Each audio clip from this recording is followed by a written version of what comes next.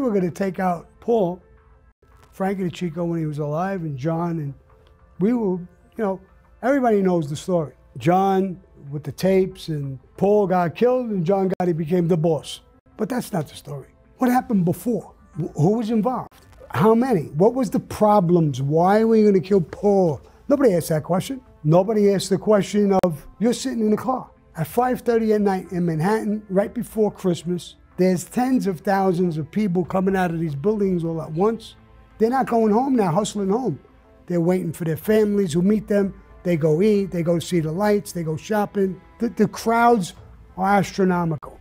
Nobody asks, what were you doing? What were you thinking in that car with John? John was my driver, by the way. I had the walkie-talkie, I had everything.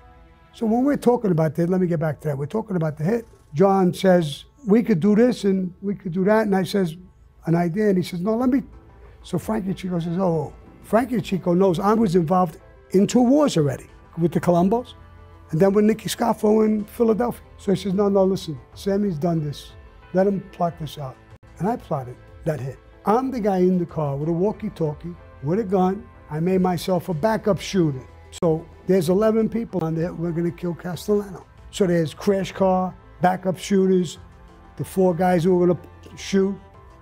Everybody's in place.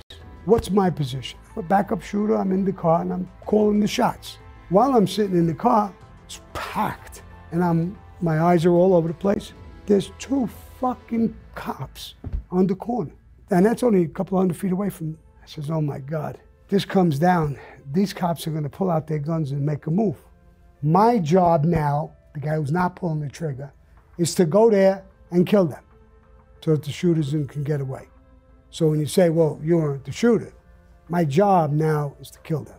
And I'm sick, I don't want to kill these 2 cops, but I know what my job is. Thank God, just before they came, they turned around and started walking up the avenue, chatting the other way. So they weren't there. There's actually a cop, from what I know and the government knew, who saw it. And the FBI asked them, why the fuck didn't you pull out your gun? He said, this was so fucking professionally done. I'm not a fucking fool. There must have been backup shooters over. This guy was 100 feet, maybe 75 feet ahead of me. If he would have pulled out a gun, he was right. I told the FBI he was right. I would have killed him.